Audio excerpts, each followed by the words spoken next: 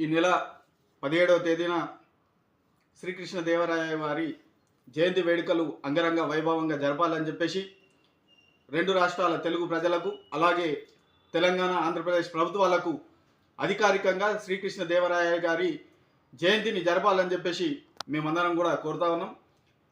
విజయనగర సామ్రాజ్యకుడుగా బాబర్ సైతం ఓడించి ఏ యుద్ధం చూసినా ఓటమి ఎరగని యుద్ధంలో ఈయన ఆ యుద్ధం ఓడిపోతుంది అని తెలిసినా కూడా శ్రీకృష్ణదేవరాయలు అక్కడికి వస్తే ఆ యుద్ధాలను కూడా గెలిపించిన పరిస్థితి.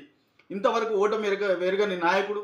అలాగే బాబర్ని హిందూ ధర్మంలో ఎవరైతే గుళ్ళని ధ్వంసం చేయాలని చెప్పి హిందూ ధర్మ పూర్తిగా నశింపజేయాలని చెప్పేసి ఎంతోమంది కుట్రలు చేసే వారందరినీ కూడా తరిమి కొట్టి యుద్ధాలలో ఏకఛత్రాధీశుడుగా అనేక ఉద్యమాలలో యుద్ధాలలో ఆయనకంటూ ఒక స్థానం సుస్థిర స్థానం కల్పించుకొని అలాగే ప్రభుత్వాలు ప్రజలకు పాలనలో ఎలా ఉండాలని చెప్పేసి ఇతను రాజు అయినా సరే ప్రజలలో తిరిగి మారువేషాలలో వెళ్తూ తన సొంత మంత్రిని కూడా తండ్రిలాగా భావించిన వ్యక్తి.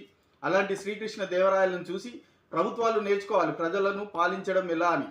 ఆ రోజులలో రామరాజ్యం స్థాపించి ప్రభుత్వాలకు ప్రజలకు ఎటువంటి మధ్య తేడాభిప్రాయం లేకుండా అందరూ కూడా సమానం అంటూ రాశులను కుంభరాశులుగా మనులు మాణిక్యాలు డైమండ్లు ఇలాంటి అన్నీ కూడా రోడ్ల మీద పోసి అమ్మిన వ్యక్తి శ్రీకృష్ణదేవరాయ.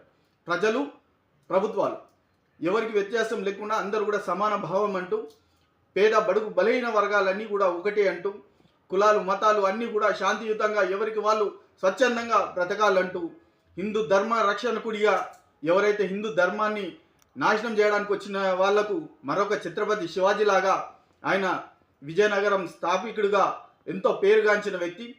ఇంగ్లాండ్లో ఒక చరిత్ర రాసుకుంటారు 5,000 మంది అక్కడి నుంచి యుద్ధం చేస్తే ఇక్కడ నుంచి 5,000 మంది కలిస్తే ఒక యుద్ధం అని. కానీ ఛత్రపతి శివాజీలాగా 12 లక్షల మందితో యుద్ధం చేసిన వీరుడు మన శ్రీకృష్ణదేవరాయలు. ఆయన యుద్ధం చేయడానికి 12 లక్షల మందిని తీసుకుపోతే 50,000 మంది ఒంట మనుషులే ఉండేటం.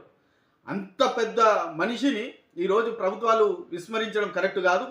ఈ నెల 17వ తేదీన జరిగే శ్రీకృష్ణదేవరాయల జయంతిని అధికారికంగా ప్రభుత్వాలు జరపాలి.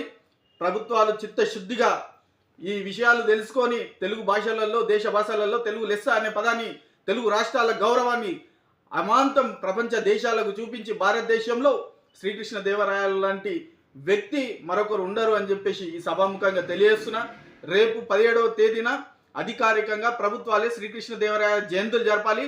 లేని పక్షంలో వాళ్ళకి ఏ రకంగా బుద్ధి చెప్పాలో ప్రభుత్వాలను ఏ రకంగా పడగొట్టాలో ఎలాంటి వాళ్ళని విస్మరిస్తే ఏం జరుగుతుందో అనేది ఖచ్చితంగా చూపిస్తామని చెప్పేసి ఈ తెలంగాణ ఆంధ్రప్రదేశ్ రాష్ట్ర ప్రభుత్వాలకు కూడా హెచ్చరిక జారీ చేస్తున్నాం.